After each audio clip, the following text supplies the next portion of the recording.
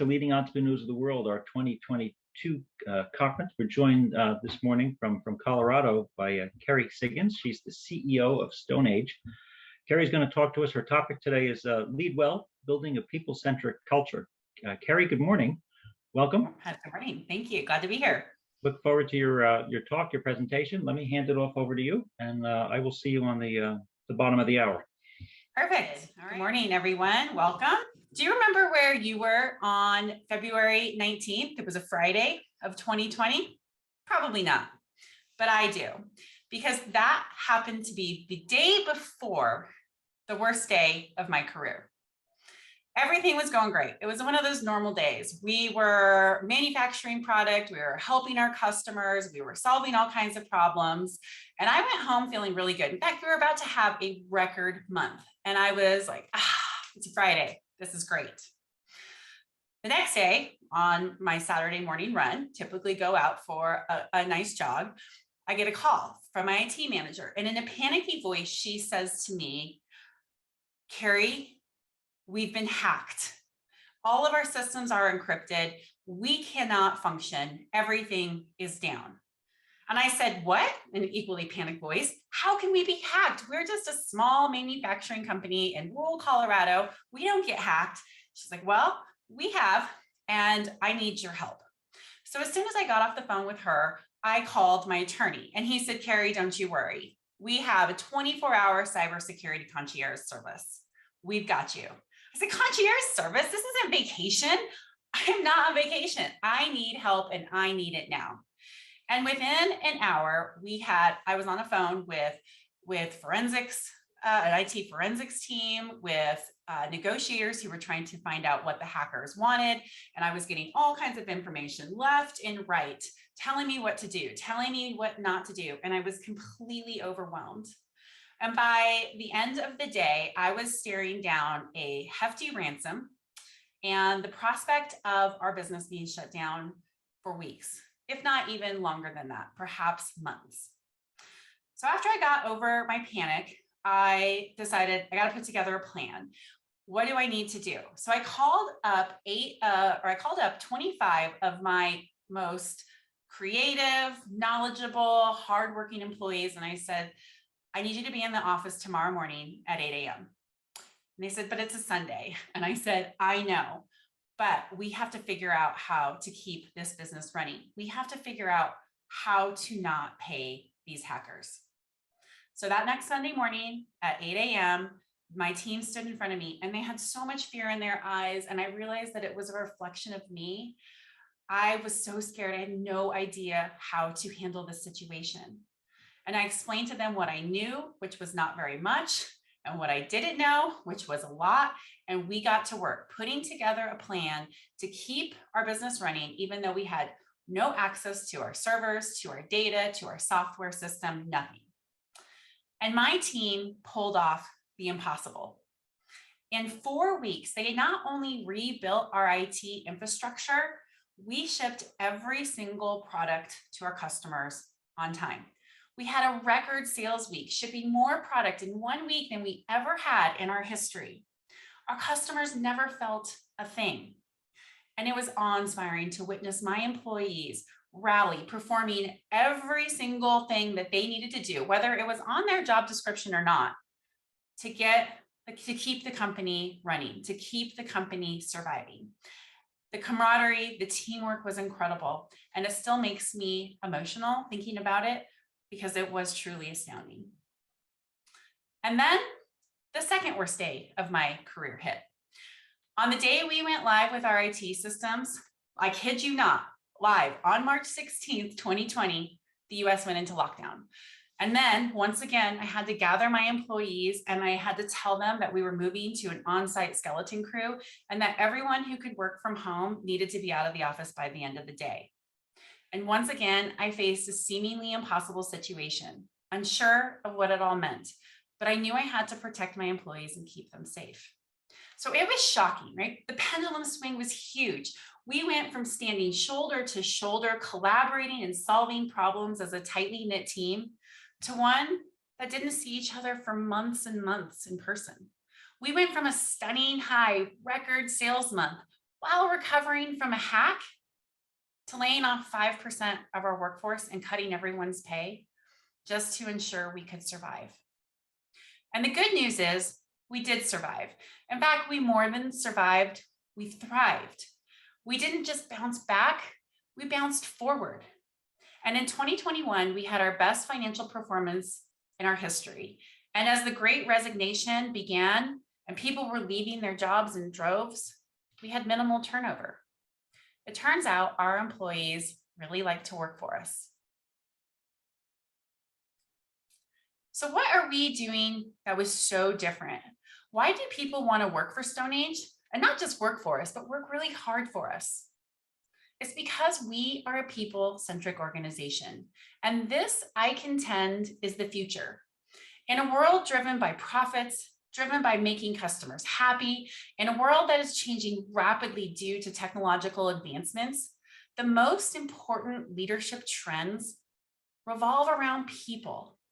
Because without people, there are no profits, there are no happy customers, there are no new technologies, there are no companies. Your employees, current and future, are prioritizing their ideal workplace. And if it's not people-centric, you will lose the talent you need to meet your goals and to move your teams and companies forward. You will be left behind. So we'll get into, got ahead of myself there.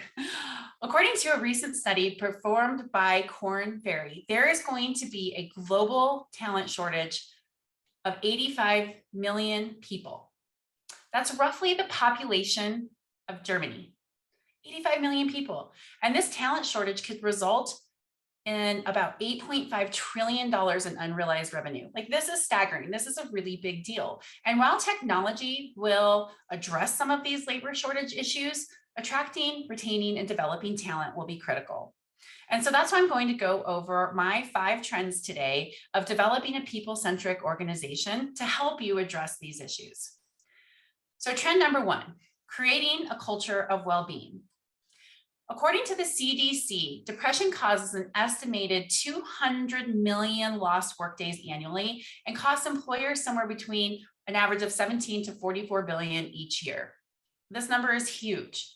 And as leaders within your companies, I know that you get how important health, safety, and well-being are to keeping people working.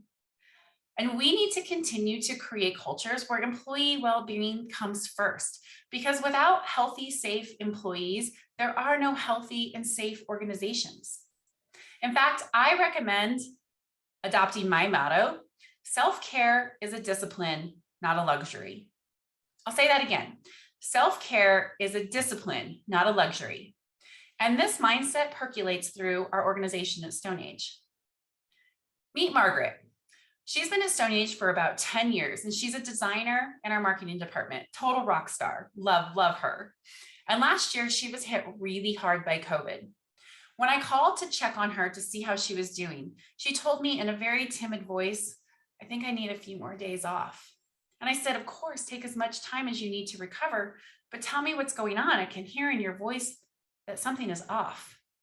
So she told me how she was struggling and feeling isolated and scared. She told me how she was feeling guilty that she had COVID and that she was letting her teammates down. And we talked for about an hour. And as soon as I got off the phone with her, I sent flowers to her house and I mobilized my HR team to reach out to her, to get her set up on our EAP counseling program. And I checked on her every single day until she came back to work. On her first day back, she called and thanked me. And she said, "Kerry, I cannot tell you how much it means to me to know that you care about my well-being. I felt seen and heard when I was so scared and felt so alone.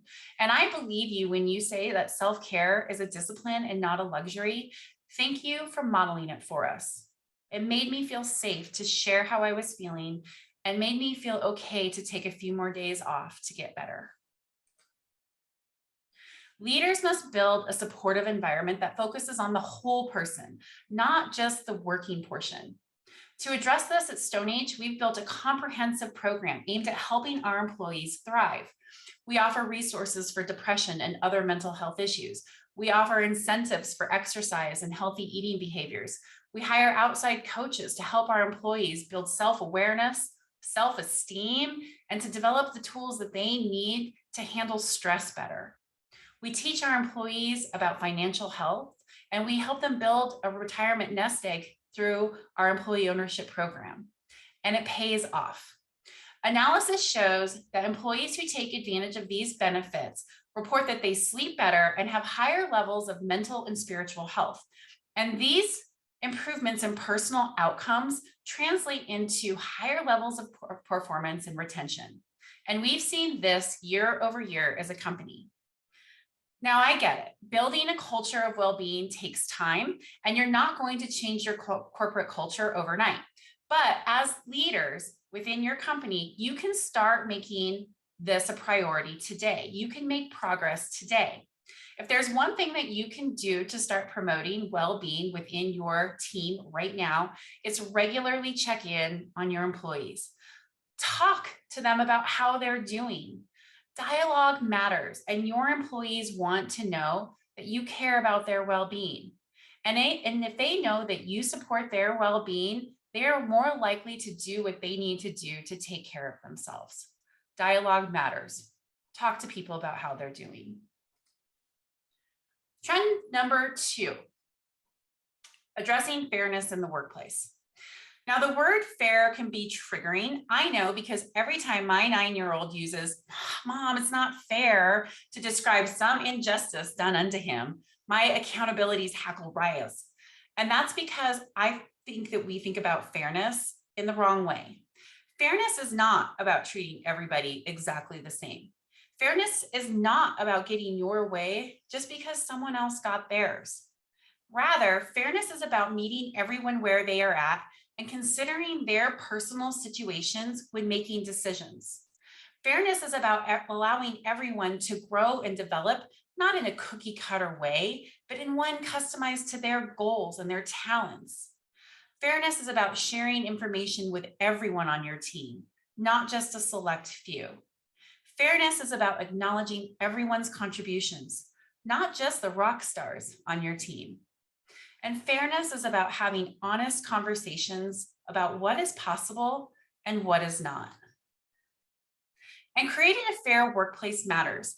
According to research, employees who feel that they work in a fair work environment perform 26% better than those who don't, and are 27% less likely to quit. At StoneAge, we work hard to create a fair work environment, but sometimes our efforts are overshadowed by the us versus them mentality. We have to work on site. They get to work from home. Those who work on site get more attention and recognition from management. Because we're not there, we're overlooked. We have to follow these rules. They don't. The grass always seems greener on the other side, even though it usually isn't. There are challenges in all work environments, even if unseen by all. But I understand my employees' concerns. These are real issues with hard answers. I haven't figured it all out yet, but we've moved the needle when it comes to workplace fairness. So here are 4 areas you can focus on to create a fair workplace. Number 1, make sure you communicate frequently and share as much information as possible with everyone on your team. People feel mistreated and overlooked when others are in the know and they are not. Communicate, communicate, communicate. Number 2, talk about workplace situations and hear people out. In these days of a hybrid workplace, not everyone will be able to work from home or work from the office. Even though you cannot create the same work environment for everyone, it doesn't mean that you can't listen and come up with creative solutions to make it feel fairer to everyone. At StoneAge, because we're a manufacturing company, we have some employees who have to be on site to do their jobs, and they feel like they don't have as much flexibility as their work from home peers. So instead of saying, well, too bad, that's just the nature of your job, we surveyed them and we asked them, what would a more fair work environment look like for you?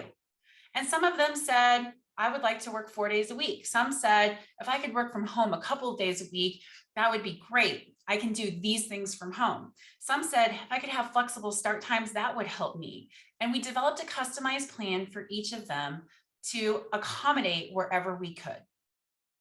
Number 3, explain why different people get support. This is going to happen. It is not going to be cookie cutter. Everybody gets the same thing. We did this during COVID. We handled every COVID exposure and case uniquely based on the situation. And we explained with transparency why we made the choices that we did. And when we surveyed our employees, 95% of them thought that we handled each of these personal issues fairly, even though they were not uniform, and even though not everyone agreed with our COVID protocols. And finally, number 4, acknowledge your teammates and employees' contributions regularly and make sure everyone on your team is acknowledged, not just those on site or those who you have a better relationships or those who are your star performers. It feels fairer when we are acknowledged alongside of our peers. Trend number 3, having difficult conversations. If you want to build a people-centric organization, you cannot be afraid of having difficult conversations. And I know that this advice might seem counterintuitive, but building a people-centric organization doesn't mean that you can't or that you shouldn't give tough feedback or address issues. You should and you need to. When it comes to feedback, people want to know where they stand, and they deserve to know if their performance isn't meeting the team and the company's needs. In fact, according to research, 92% of people surveyed agreed that constructive criticisms and redirected feedback, when delivered appropriately, is effective at improving performance. And when it comes to dealing with conflict, addressing it is critically important. Employees in the United States companies spend approximately 2.8 hours each week involved in conflict. And that's visible conflict, right? That's not the internal conflict that they're going through inside. This amounts to $360 billion of hours that are paid, filled with people focusing and addressing conflict instead of productive productivity. This equivalent is about 385 million days on the job going to the goal of arguing, opposed to collaboration. This is significant. This is why you have to deal with feedback and conflict. People want to work for a leader who handles conflict and who resolves issues effectively and decisively. And their productivity and success actually depends on their leader doing this. So how do you handle tough conversations like a champ? These are my 4 tips. 1, set clear expectations on how you expect people to perform, including more than just goals, but also how they treat each other and what kind of attributes and behaviors create success. It's difficult to hold people accountable when they don't know where the goalposts are. So set clear expectations. Number 2, when dealing with tough feedback or conflict, be direct, but kind and calm. Whether you're dealing with conflict or dealing with this feedback, you never want to beat around the bush. And so many of us do. We want to soften the message, but you need to say what needs to be said in a way that's clear and actionable. And it's always best to remain cool, calm, and collected. Doing so diffuses the situation and it creates more psychological safety for those receiving the feedback or dealing with the conflict. Number 3, do not be afraid to ask questions and encourage dialogue. In high stakes conversations, it's important to have those conversations and have that dialogue so that people feel that they know, people feel heard. They know that you know where they're coming from. Not only will the feedback be better received, but you also might learn something new.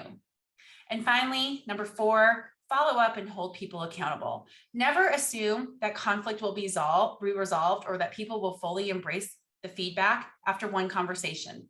That won't happen.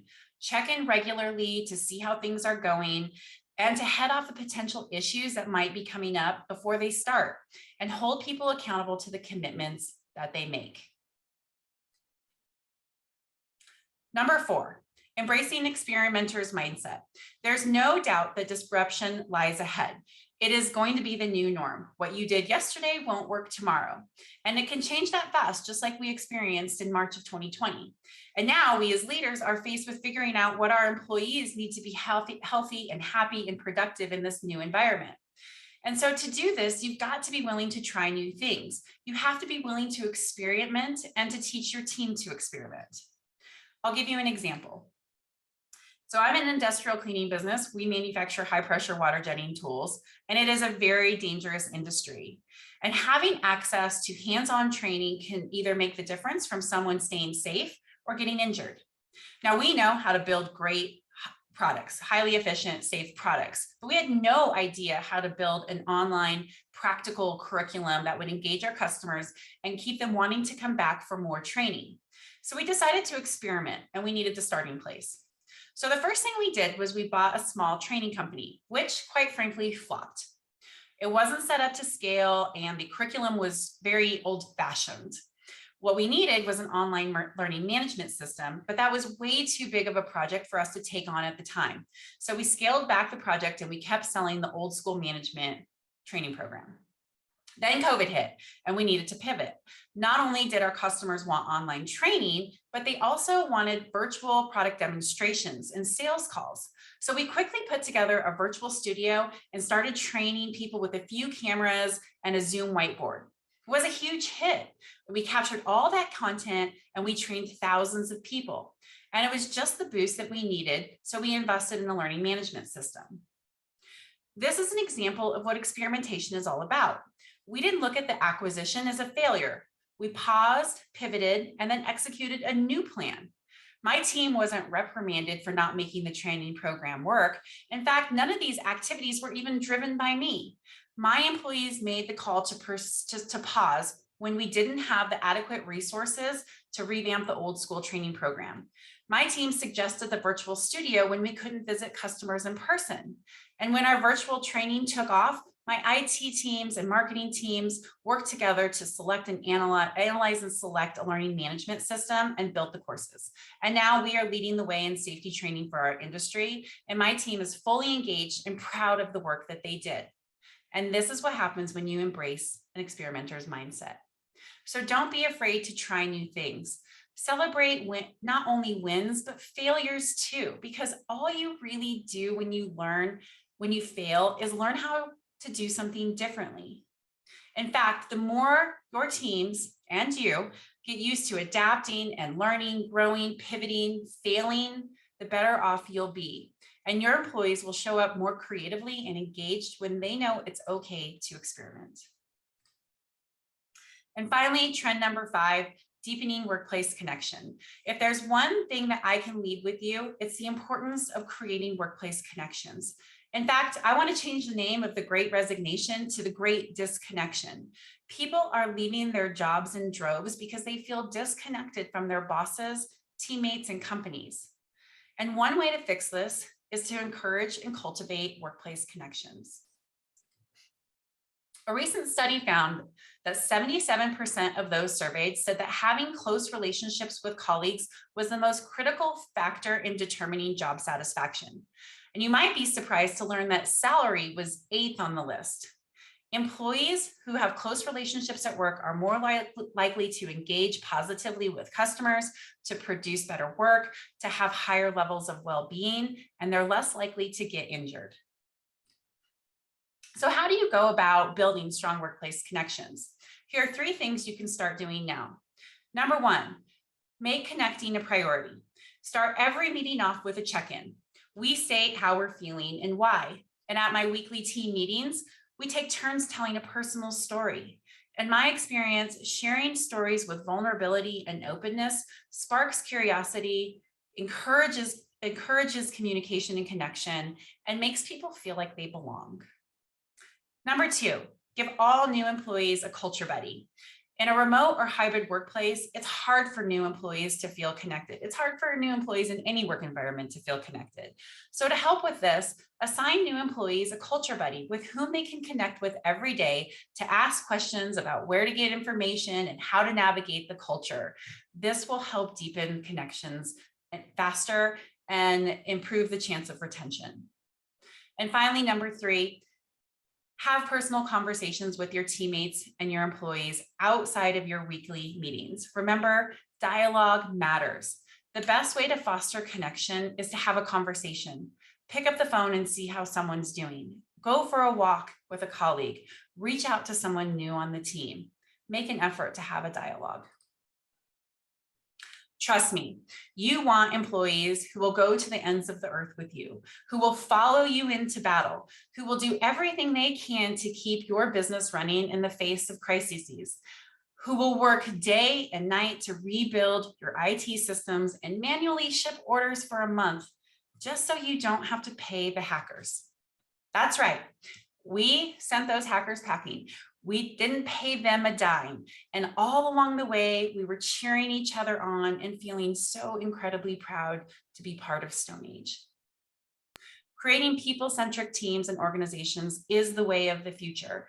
It takes time, effort, and intention, but it is worth it.